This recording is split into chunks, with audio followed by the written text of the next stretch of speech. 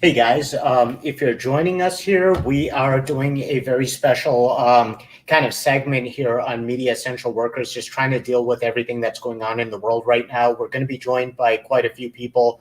We have Jeremy Ross from CBS2, who's going to be joining us. He's been doing a lot of the coverage so far. We have John Rizzo, who's the business agent for IBEW. He'll also be joining us, but we're also very excited to have a few people who are in the security industry. Bob Lazo, many of you know him.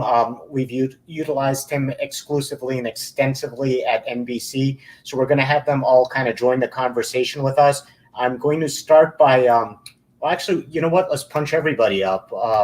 Make it a free for all. So guys, we'll start with you, Jeremy, then John, and then the dynamic duo over here. Kind of introduce yourselves and talk about what we're doing here today. I guess I'll start out first. My name is Jeremy Ross, and I'm a reporter from CBS2. And over Saturday and Sunday, I've been covering a lot of the protests and unrest, and those two, I should point out, are very different from one another, and do not, from what I have seen, included the same people from Group A to Group B. And that said, we've seen a lot of looting. We have seen fires. And on one occasion, I have crew members who insist that they also saw people with guns firing them at store windows. And I can get into that a little bit later. You can be assured we immediately left and went to safety when that occurred. But that's kind of a summary of some of the things that I've seen over the weekend. And I'm glad that we are talking about safety given some of the observations. All right. John, we're going to get to you. And just real quick for all our viewers watching, if you want to chime in, ask questions, you're more than welcome to do so. If you post something in the comments, we'll be able to get it and kind of address it. John, tell us a little about what you do. I'm with Nabet. I'm the Vice President of Nabet Local 41, representing people at certain stations. I know you represent the guys at the other stations. Tell us who you represent and what you've been dealing with. Well, as you stated earlier, I'm the business manager of the IBEW Local here in Chicago. We represent locally in town CBS, WTTW, WGN Television, WYCC, and I'm sorry, WCIU. YCC is no longer with us, unfortunately, and you know, several other radio stations and whatnot. So along with a huge freelance population. So you and I, Raza, have been texting pictures to each other, and both the stations that we represent of vehicles being spray painted and broken into, and property being stolen and that sort of thing. We have clips of my folks at WGN being harassed in a crowd and having to leave their vehicles, and we've seen footage of that. So right now, I'm just listening and learning and seeing what your folks recommend. We're in close contact with our stewards at these stations, trying to keep our people safe. The news directors trying to keep our people safe. So it's an evolving thing. Plus, we're in the middle of a pandemic, so we have that as well to consider. It's not just guns and sticks and rocks. It's a small, tiny virus that you can't stop. So we want to keep everybody safe, and I'm here to listen and learn and hopefully bring something back and keep our folks safe. Very good. And one of the things that I think it's very important to address, like you said, we're still in the climate where we're dealing with a virus. There's a lot of unknowns out there. We were told for the last couple of months to socially distance, to make sure that we are not in a position where we're exposing other people to this. And then within a matter of a couple of days, we're thrown into another situation where, Jeremy, you know this, as well as Ash-har will be joining us shortly. We were initially told to stay in different vehicles altogether just because we wanted to make sure we had that social distance. And now in a situation where we're covering protests, we are riding along with security reporters. We're trying to find that good balance between everything. And speaking about the protests, that's something that our two security consultants know a lot about. So I'm gonna leave it to you to introduce yourself and talk about. Let's first talk about how you got into this industry, what your relationships were with the television stations, and then get into what we're dealing with now particularly. Bob, let's start with you. And actually, Bob, let's start with you again. It looks like your mic was muted. Oh, okay. All right. Yep. No, I spent 33 years with the Chicago Police Department, and I started out doing security for, believe it or not, Jenny Jones about 20 years ago. And one of the general managers from NBC asked me if I did side work, and I said, yeah. So in 2001, I started doing the marathon, the Chicago Marathon. And we did security for them, and we're still doing it to this day. And that's how I got started, actually, with NBC, just by the general manager asking me, do you do security? And my wife, Barbara, she has been with me ever since. We've both been doing security and consulting for NBC. So I think one of the things that has been a challenge, I know when I spoke to some of the security, is just getting around, just meeting up with some of your crews was logistically a challenge. It seems like, in general, I'm hearing this from various TV stations, still a problem sometimes to get security out to the crews. Has this been something that's always been an issue? Is there more complexities with what's going on now? No, we've been doing pretty good as far as coming into the tower and meeting the crews, or we'll meet them off-site somewhere where they'll give us an address. And this is the first time we've been using our own personal cars to meet the crews to keep them safe. Okay. Let's go over a little about the experiences. I know Sarah, my wife, is producing with us. She's off camera. I kind of want to talk about some of the different dynamics of covering this protest as opposed to other things, again, because there's a pandemic. Sarah, if you got some of those pictures that you can pop up showing what the scenes are like in Chicago, I'd like to make sure that our viewers also get an opportunity to see, like, as with most protests, we're often caught. We have to cover the whole picture. We have to be objective, make sure everyone's voice is out there. But I mean, for instance, here's we're sometimes caught between protesters more often, not more often, but as often. Sorry, if you could put the other picture up there. We've also seen shots in this situation where sometimes it appears, at least, that we're being in the line of fire of police, like with these rubber bullets. And what was very particularly kind of astonishing in how egregious it was, Sarah, if you got that video, if you can play, one of our crews, as a matter of fact, was relieved of their cameras. And then I don't know if they were the perpetrators. I don't know if there was someone who happened to then get custody of these cameras, posted video on social media. Sarah, if you play that out for us. And essentially it looks like we can't get audio here, but they narrate that they have a camera and that it's now up for sale or auction. So I believe that there may have even been security at this. So let's talk about that, Bob. If you could kind of tell us about some of the challenges that are faced in situations like this, and how you guys are able to deal with this. Yeah, that happened when the crew was on 75th Street. I think it was 405 75th Street. Anyway, they were there supposedly going to take a shot of a cleanup area. That's what they were told. So we went out there in 3 cars, camera guy, the reporter, and the security officer. They were told, if you don't clear, we're going to vandalize your car, so you better get out of here. So the reporter, female reporter, got in her car, security officer got in his car, blocked the road. The camera guy was putting his gear away, hit the button for the tailgate to go down. He was walking to the driver's side. Within those few seconds, this young guy ran up, took his camera, and took off. That's how that happened. They were told to get out of the area or their cars will be damaged. So they heeded that warning. So one of the things I'm realizing is that this is a very quickly and fluidly, rapidly changing situation. It doesn't even matter if police necessarily are there or security. These things can quickly change, almost maybe at the blink of an eye. Jeremy, I was watching some of your coverage. Maybe you could talk to us something about what you've witnessed as well.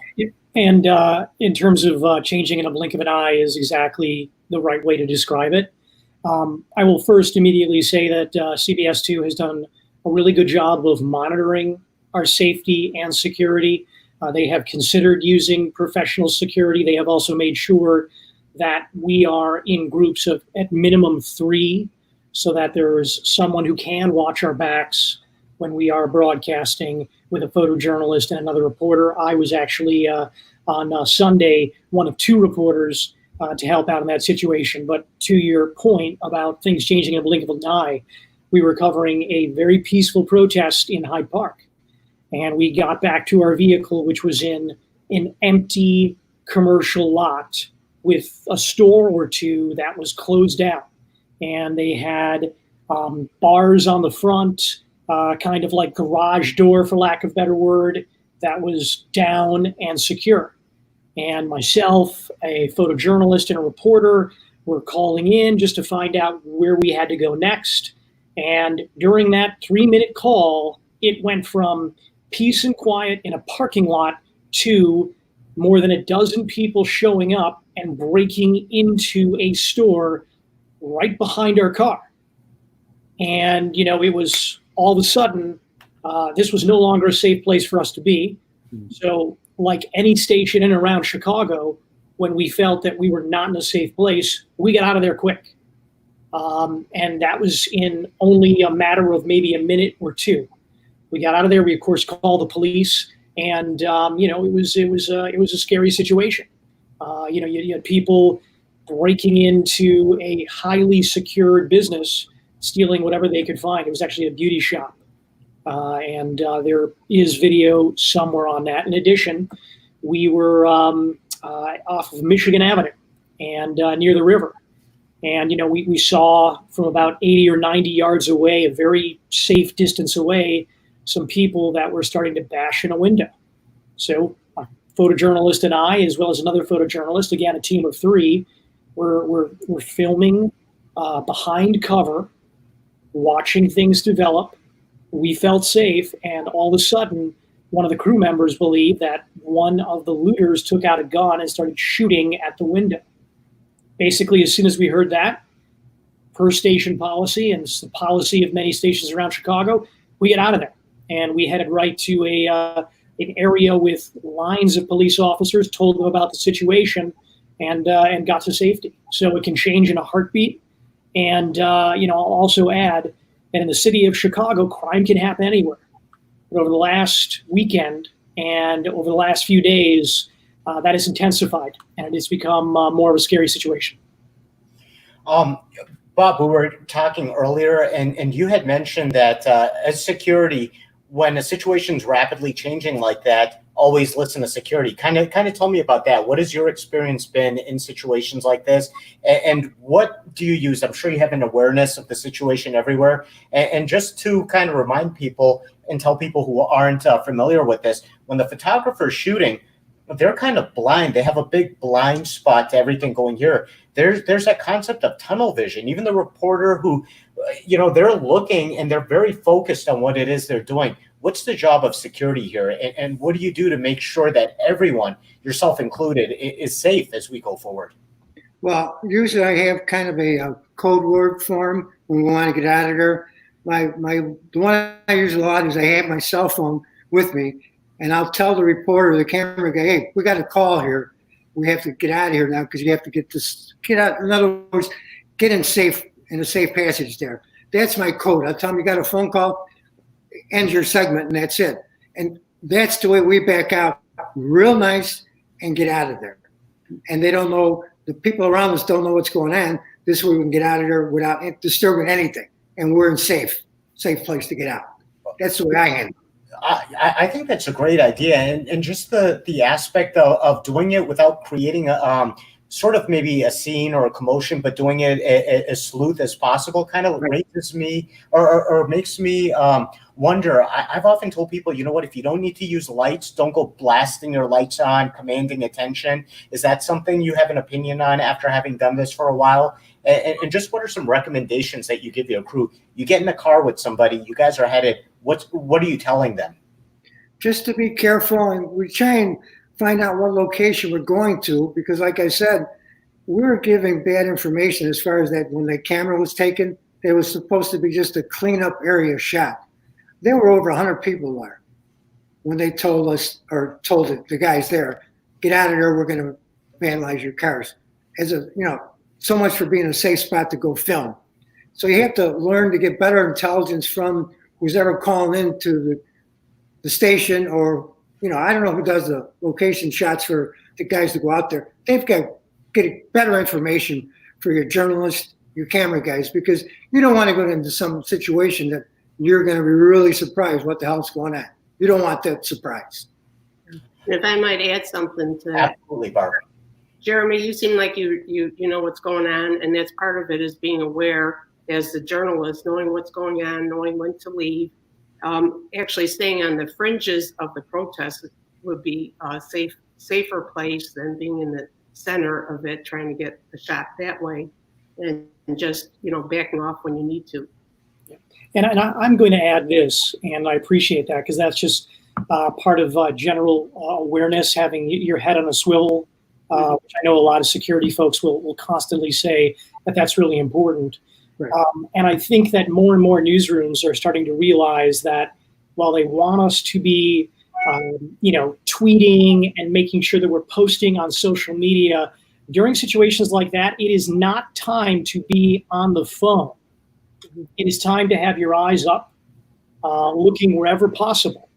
And for some of the younger reporters that I'm working with, I've had to, I've had to pull them aside and say, look, your boss is going to be okay if you're not posting, because you have to have situational awareness. If your concentration is on your phone, you're not looking at the crowd around you. And that's something that people need to really take more seriously in the situation. Right. If I may add, one of our biggest problems seems to be, and Raza, you've probably run into this from time to time, is we have much smaller crews. Due to budget cutbacks, we used to have 2 technicians that would be on site, a photog and a possible audio person, as well as the reporter and sometimes a producer. But the more bodies you have, the more eyes you have in the street. Now, they might not be effective at stopping an entire mob, but at least they have enough eyes. When you're a sole camera person, you have one eyeball. That's it. The other is taken up by a camera, and you cannot see out of this side of your face. Now, about 10 days ago, one of our reporters at WGN Gaynor Hall, I don't know if anybody's seen it, but somebody ran out from the middle of nowhere from a blind spot from a cameraman who couldn't stop it, grabbed her and shouted profanities, and then zipped off. And this was right before the protests had started.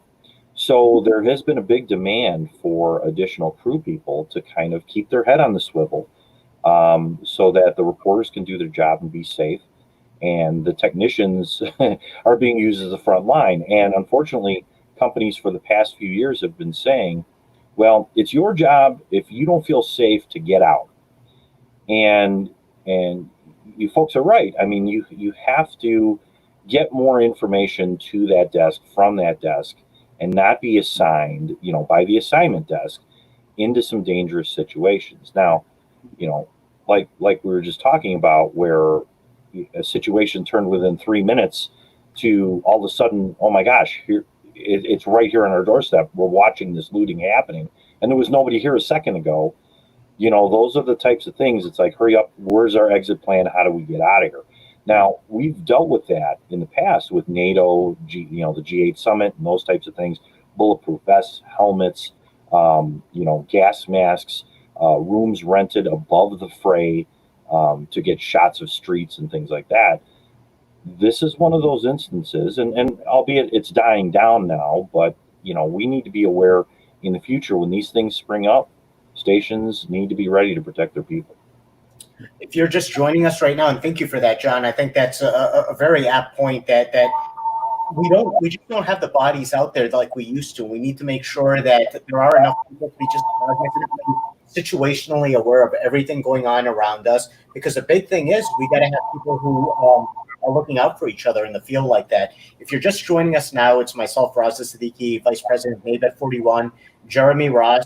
We have John Rizzo, business agent of IBEW, Bob Lazo, Barbara. Give us the name of your security company one more time.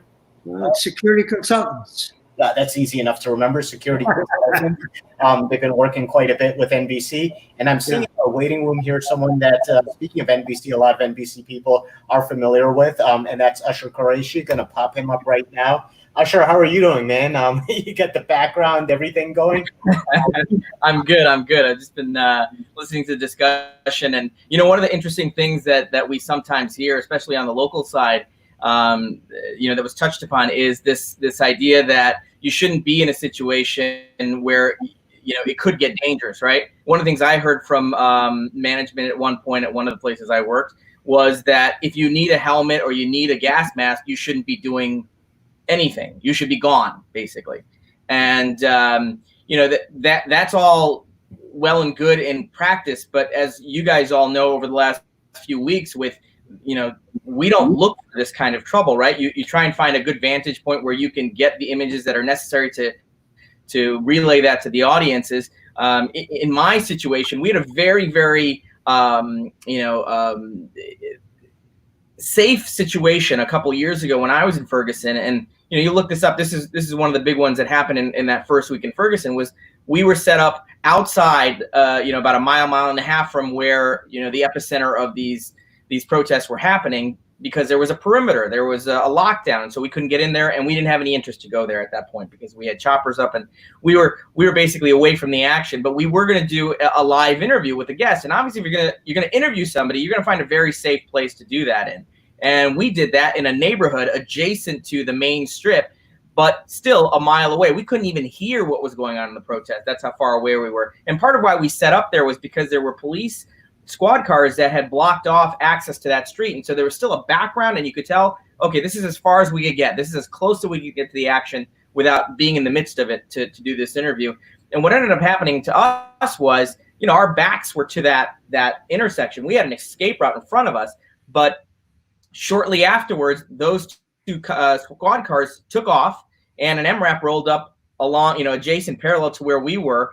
And without warning, rubber bullets, tear gas, all shot in our direction, even though we had cameras, lights set up. Very easy to see that we were a crew, nothing going on around us, no protesters, no looting, no rioters, none of that. So, you never can tell where that danger is going to come from. We had no anticipation that in a quiet neighborhood adjacent to where there were some protests that we would be, targeted in that way. And so, we didn't have gas masks at the ready because we had no reason to have them at the ready.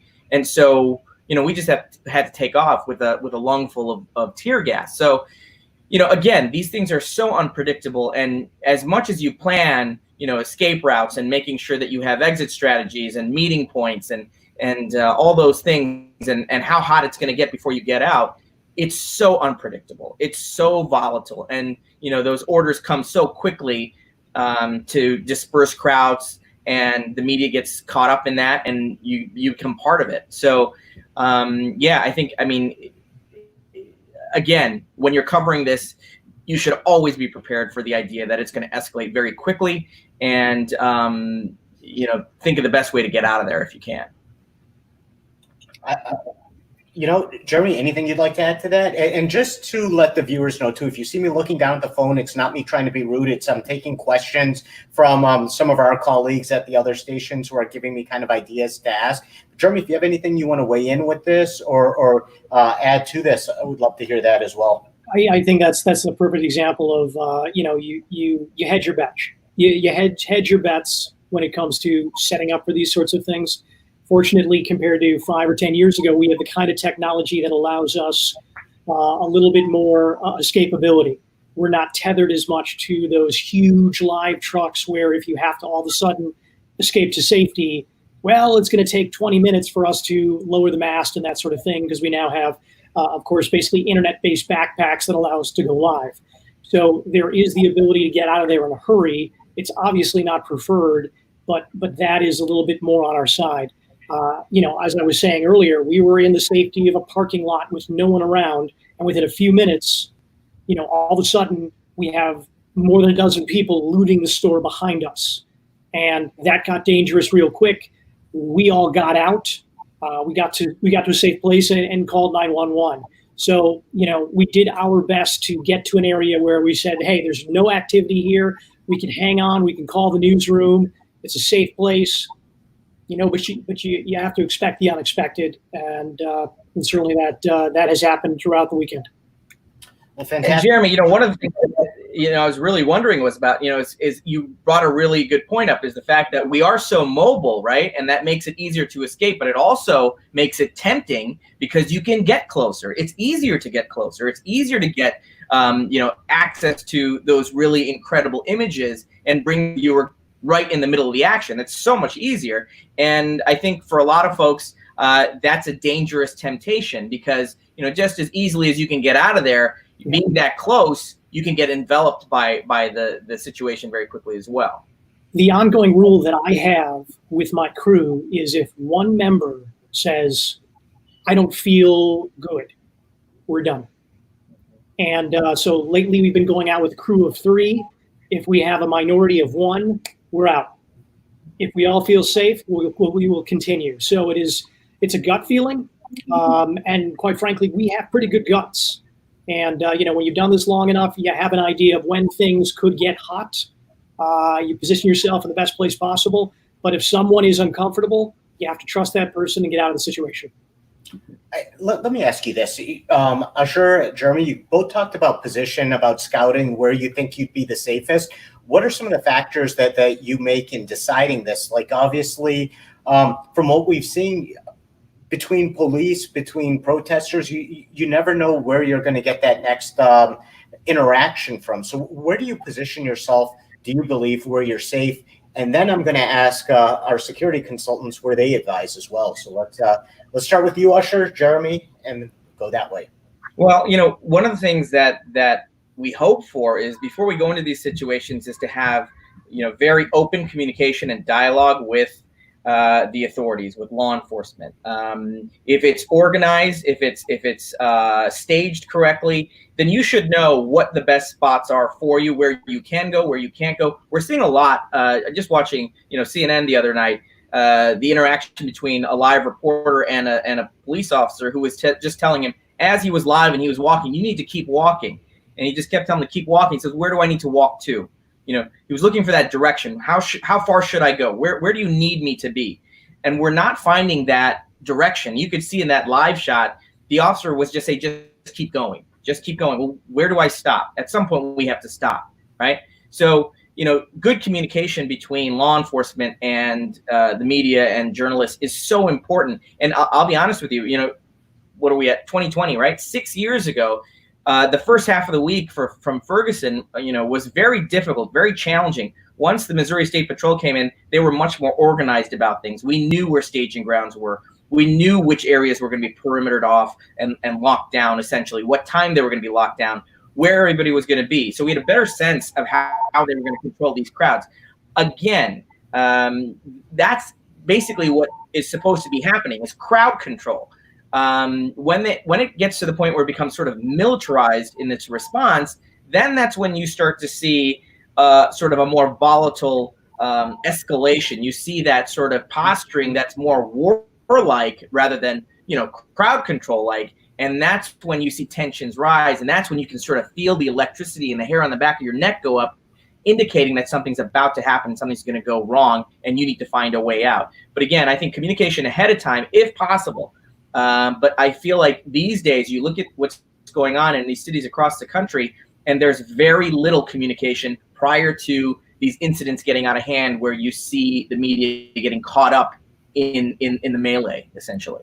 Well, if you look at what happened with that CNN a few days ago, they were told a position to be in. They were told that, you're okay here. But again, there was a situation now, whether they were talked to by local police or state police, we do know they were later detained by state police. And again, that's one of those situations where it just seems like maybe communication wasn't there. Maybe the situation had changed. But it makes you think, what about that led law enforcement maybe to think they were a threat? But more than that, what could they have done to be more proactively maybe out of a situation where they were put in that? But again, these are rapidly changing. So Jeremy, I'm going to ask you about your kind of I mean, gosh, you were marching with protesters, you were interacting with police. Was it Sunday that I saw? Tell me what you saw. Weigh in on what Ash-har said.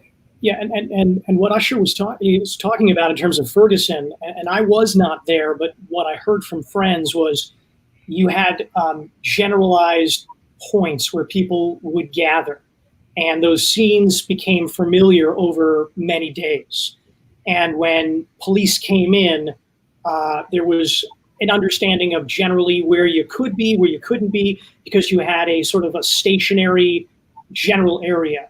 Whereas what we're seeing now, it's happening on South Side, the center of the city and the Loop, the West Side, some of the suburbs now. Yeah, that's one of the things that caught me up there. It's a totally evolving, different kind of dynamic than what we've seen.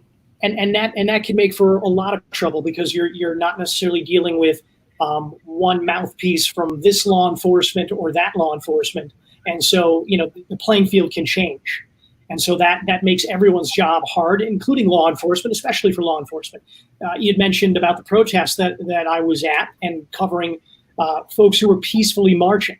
I will tell you that a lot of what goes into a reporter's decision to be where they are at the time is the temperature of the crowd.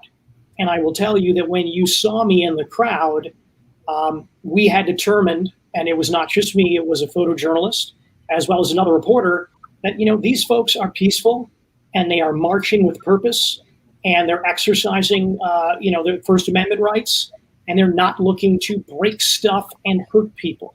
And in fact, we saw examples of someone who was on the sidewalk threw a water bottle at a line of police. And those protesters who we were covering ran over to that person and said, "You got to shut that down." So we felt comfortable in that crowd. That said, when it got to the end of the protest in one particular intersection, people began to disperse. And then all of a sudden there was a little bit of an argument or conflict with officers in a squad car. And within a matter of about 2 to 3 minutes, bam, all of a sudden you have secondary law enforcement summoned. Things got tense. They had to form a police line. And all of a sudden we had a lot of pushing and shoving, and it got volatile enough that my producer said, "I don't like what I'm seeing, you guys are out." And you know what? Within a few minutes, we got out. And so it just kind of goes to show you that, like we were talking about, what is peaceful, what our gut tells us is totally fine to be in and cover and report the news, can turn in a quick hurry. That makes perfect sense.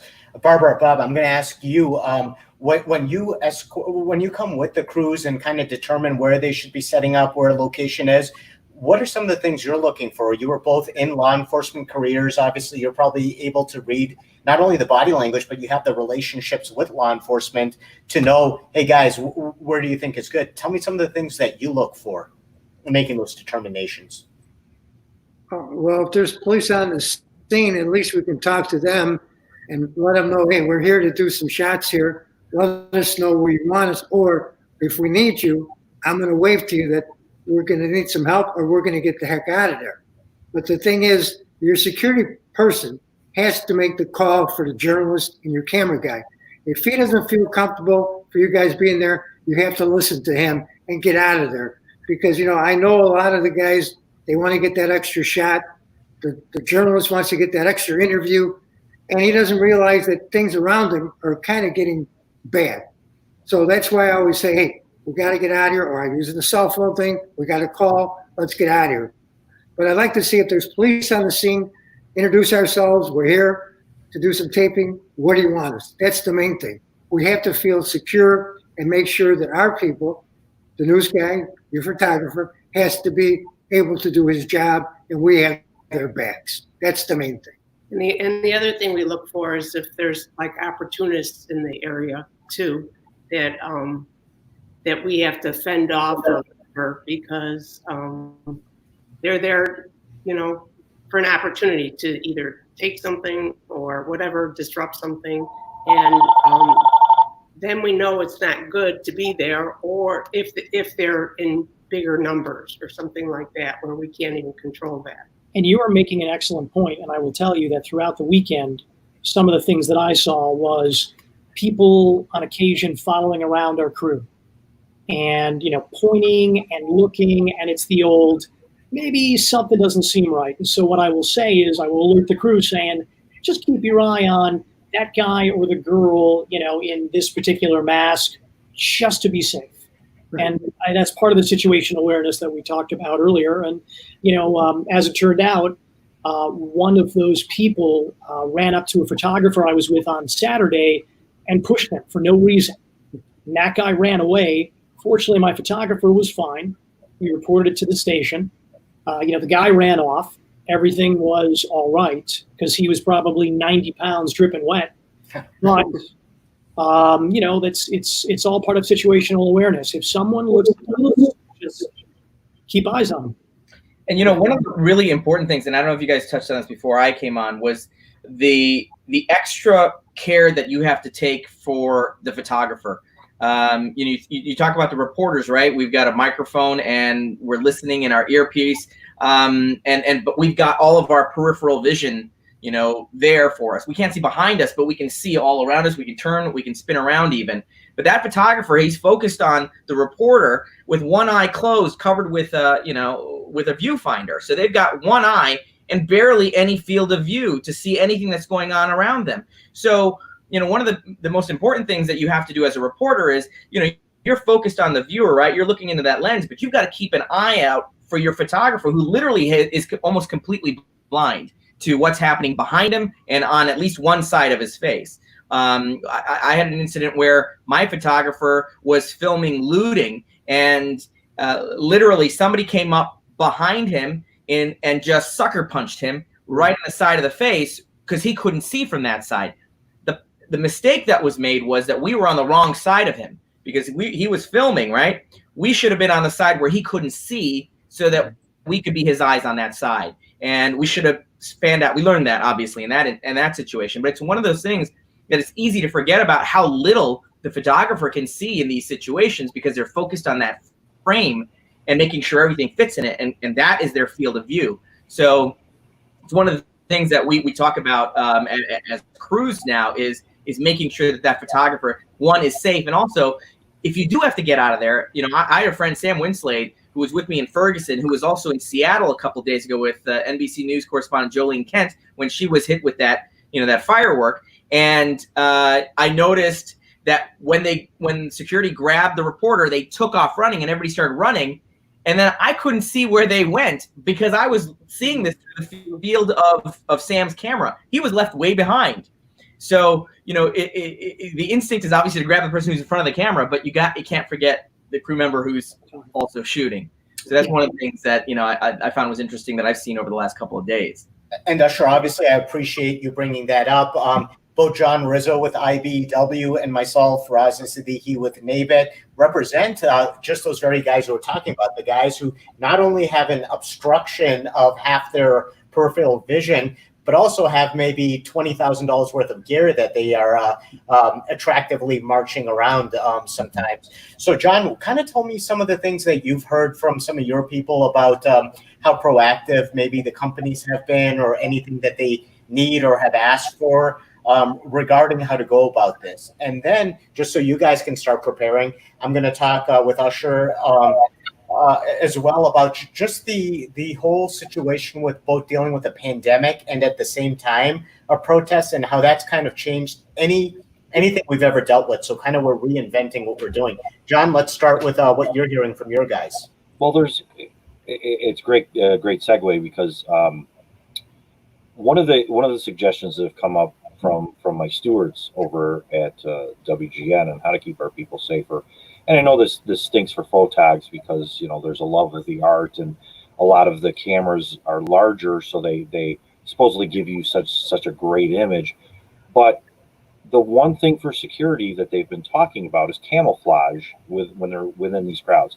And that means smaller cameras, more compact cameras, where you actually have the LCD screen rather than the viewfinder. So now you have your peripheral vision open back up. Smaller cameras or cell phones. That if you're going to do a walk and talk in the street, that you're going to blend into a crowd way better for this type of activity. And that way, if things escalate, it goes in your pocket. If you're doing a live broadcast, you're probably bringing what's called a Jujero unit or a backpack unit with you. And then if things go sideways in a heartbeat, you basically throw everything in your pocket. Your IDs and credentials are hidden unless you're near a police officer. You show them that and say, where can I go?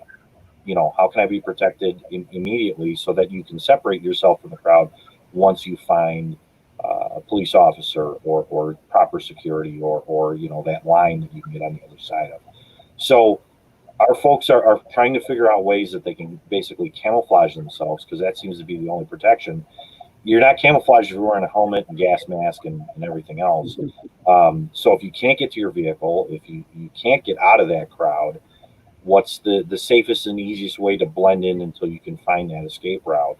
And that's having smaller gear, having the ability to go live with micro transmitters and things like that off your cell phone or whatever. So that seems to be the easiest thought of how to stay safe. It might not be the prettiest feed that you're going to send back or the clearest images, but you're going to hopefully go home in one piece. So that's what we've been hearing as far as suggestions. And yes, there could be some resistance to that, but all in all, the desk will assign you to go wherever.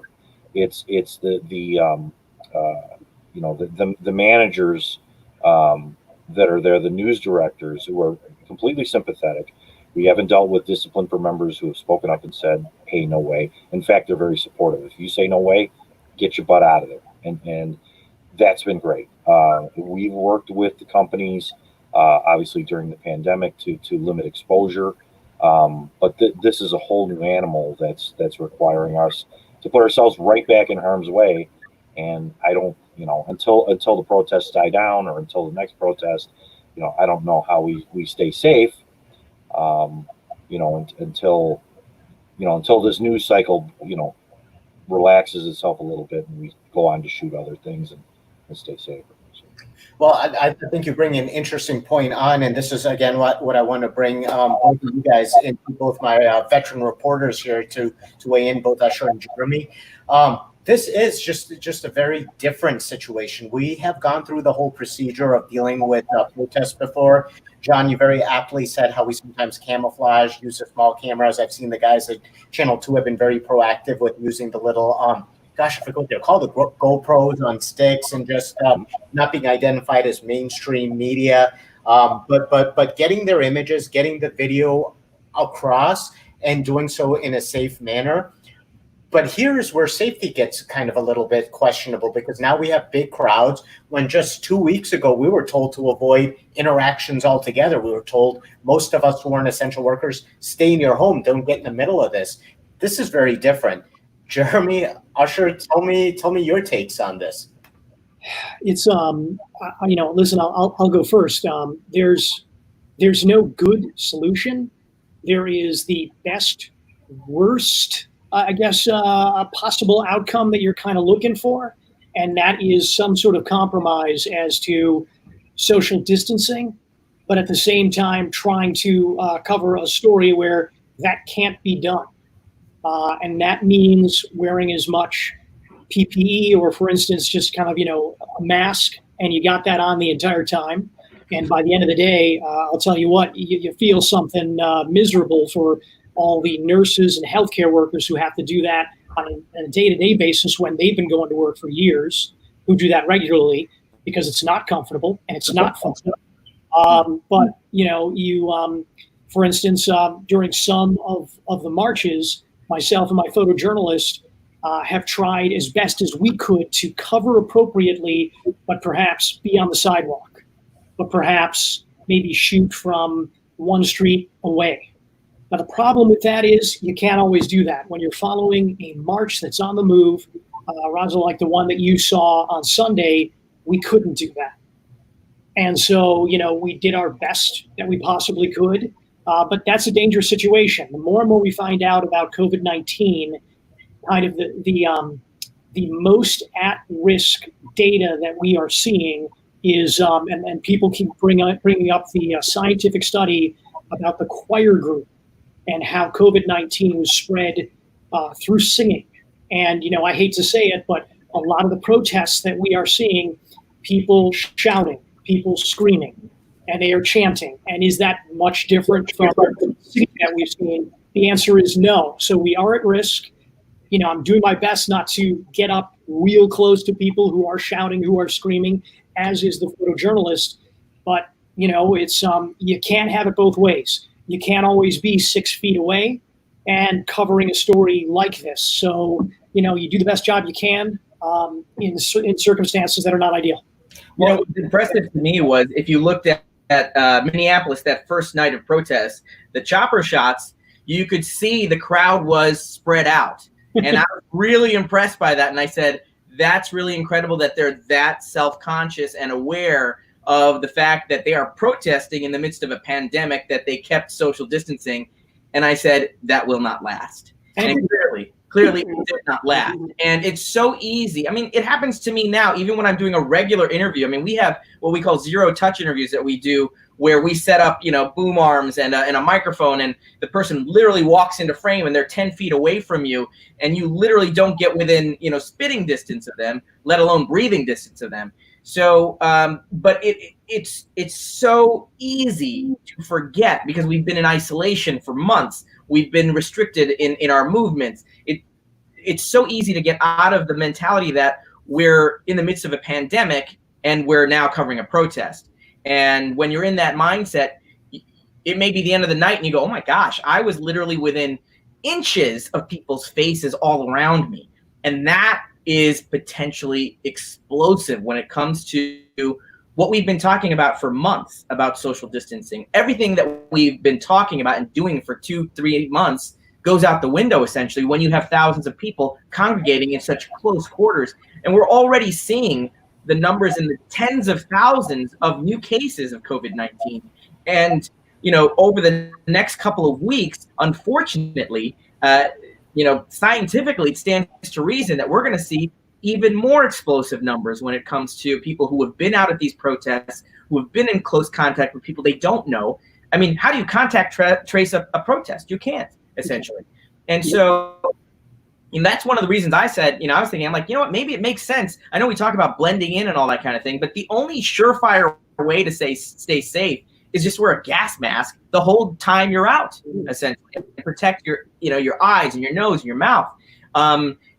But again, you talk about this from prior years, and anybody that's wearing a helmet in some of these situations, sometimes the feedback, there's backlash for that, saying you're hyping the situation. You're wearing a helmet or a gas mask when there's really no need to do that on television. You can see people around you are not doing that. But there are other safety considerations that come into play because of COVID-19. And I'll be honest, I don't mind if people think, okay, he's being silly wearing that getup while covering a peaceful protest. But it's not just the peaceful protest that's a threat.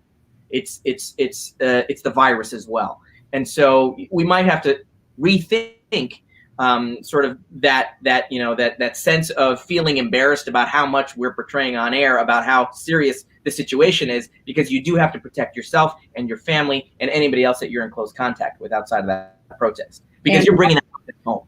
Yeah, and oh, by the way, the Society of Professional Journalists sent out an email probably about 30 minutes to an hour ago saying, hey, we're aware of the increased number of attacks on journalists as all this is going on. So you have layers upon layers of concern, whether you're talking about just general danger, health danger, and then journalists and photojournalists being targeted.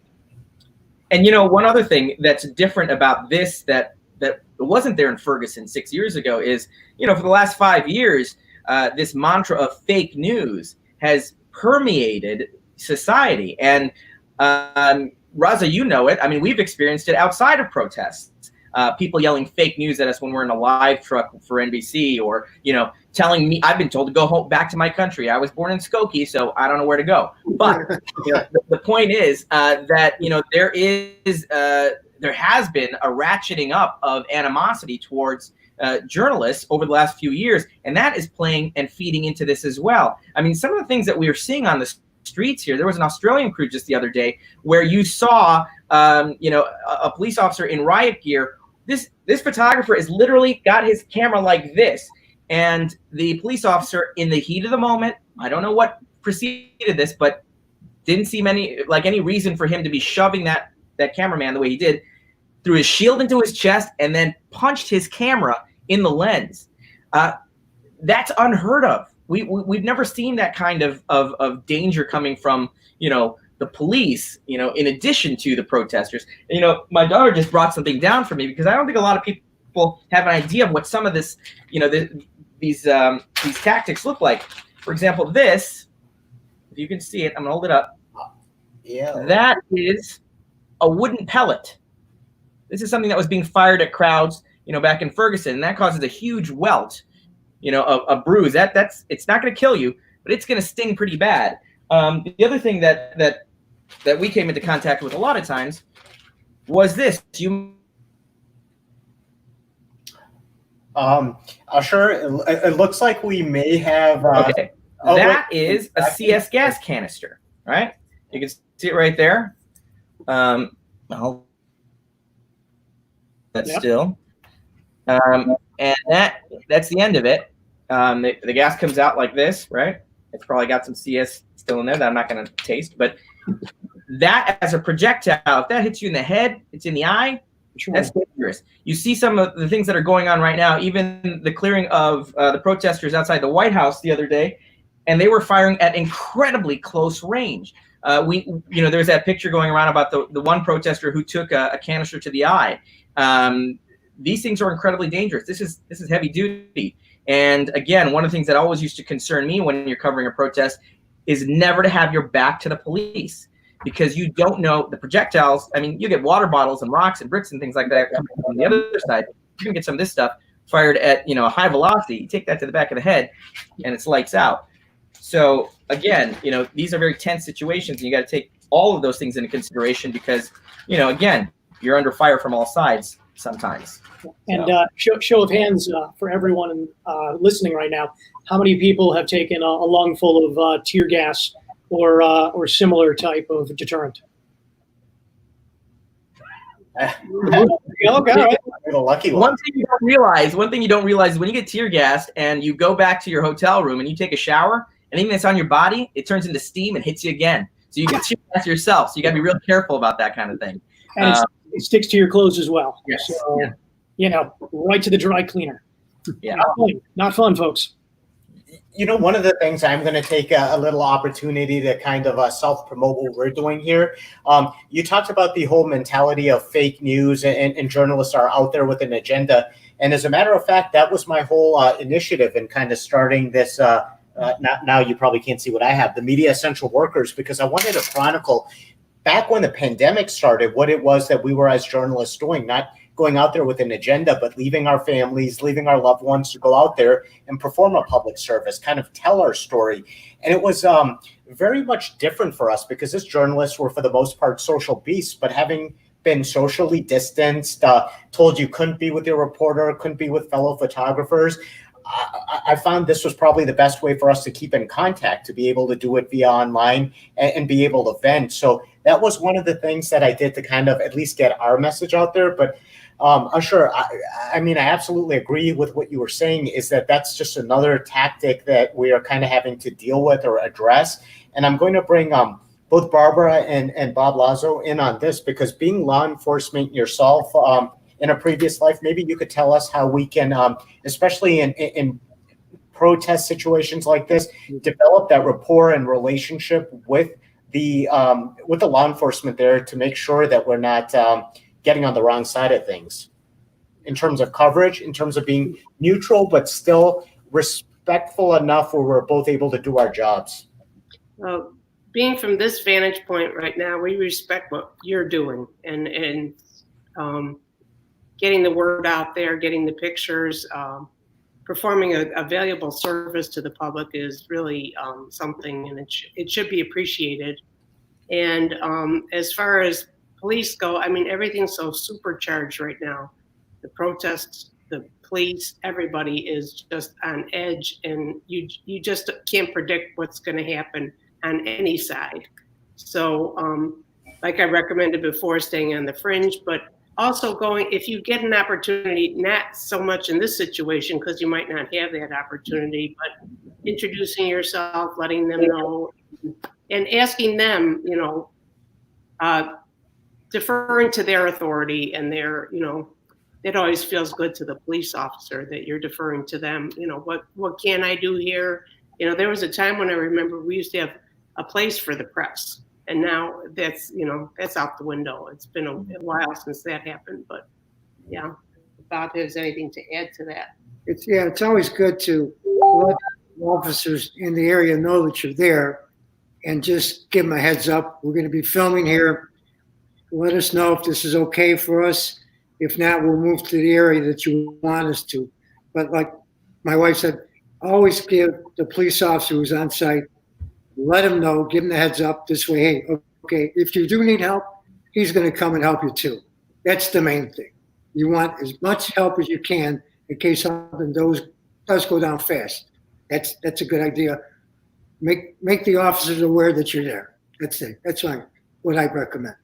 So for security perspective and also the union perspective, we kind of touched on situational awareness, trying to blend in, opening up some line of communication between press and authorities out on the scene. Any other tips that you might give in terms of making sure that we are safe in these very volatile situations? Yeah, I would say just, you know, like you were saying, like going in with the crowd and camouflaging, but you're also endangering yourself in some ways as well. Like if you're inside the crowd, because I would recommend staying outside the crowd and not moving with the crowd because you don't know what's going to happen. Sometimes it, you know, involves pushing and shoving, and you know, emotions are running high, and just. Well, I wear a mask when I go outside. It's probably hard for you to do that and you know, talk or whatever, or be effective, you know, in describing a situation. But if you can, I mean, I would recommend that, and just knowing when it's not a good situation. You had brought that up, Jeremy, a couple times about being able to. And you have the benefit of having 3 people. Yes. And I think that's always a good combination where you have someone watching, you have someone doing whatever, you know, like you're all 3 not doing the same thing. And therefore you can, you know, you could see what someone could always be like on point, seeing what's going on and knowing when to get out. And just, you know, the major thing is that you stay safe as well. You know, this, you know, for all of us, any job is that it comes down to being safe in that and being able to go home at the end of the day. And again, that's what the unions are here for. That's why after hearing from what a lot of our members were saying, I wanted to get John in on this conversation and talk about what we can do. And I know AFTRA is engaged in this as well. John, I know you got to run here, but kind of is there any parting thought that you kind of want to leave us with? Anything you want to share before you head on out? It's, you know, I'm learning a lot here from everybody's perspective, and it's helpful for me to keep our folks safe. Everybody, please stay safe. I know it's hard. It's evolving. The good news is that the temperature's coming down. Protests are becoming more peaceful. Looters don't respect a 6-foot social distancing, regardless of the dots on the floor. They're climb over each other like ants on a hill to get gym shoes or stuff from the beauty salon or whatever you're witnessing them, you know, throw something through a window, and then they go right back in the crowd and then they breathe on you. So, you know, it's going to be tough. You know, bathe with Purell if you have to. You know, we'll probably see an uptick in the state from these protests. That I would not doubt. I mean, we saw the uptick when it came to voting in Wisconsin and things like that. So I would have no doubt that in these states where there are these, you know, very close-knit protests, you're going to see an uptick. And it's hard for our reporters, our photogs, our producers to stay out of that. Unfortunately, staying on the fringe of those crowds is near impossible because all it takes is one shift and you're engulfed. You know, you were going one way and you were at the back of the crowd, and then they turn a corner and surround you before you know it. Stay safe, stay camouflaged as much as you can. If the hairs in the back of your neck go up, you go backwards. Get out of there as fast as possible. And hopefully everybody comes home at the end of the day to their families and you know, like Raza said, we're here on a union side to protect our people, and you guys have SAG-AFTRA, and they should be protecting you as well. And so far, everyone's doing a good job. And as things are changing, news is changing, and might be a good thing, might be a bad thing when we come out of this. But bottom line is, it's going to evolve, and hopefully, thanks to Raza, we're going to learn some stuff and stay on top of this as we go with these exchange of ideas, and it's very, very helpful. So thank you, Raza. Thank you so much, John, for participating in this. I know you were very proactive in talking with me as we were dealing with unemployment for our sports freelancers when COVID first started and games were put on hold. And I think it's very important for us to continue this dialogue between not only both your union and ours, but also after us. So we look forward to continuing that. And thank you for joining us today, John. I'm going to punch you out here. And just wanted to ask Usher, Jeremy, any other questions you have for our law enforcement experts while we have them here? Anything we need to discuss that I may have forgotten to discuss? You guys are the professionals when it comes to asking questions and soliciting answers. So I'm going to defer to both of you.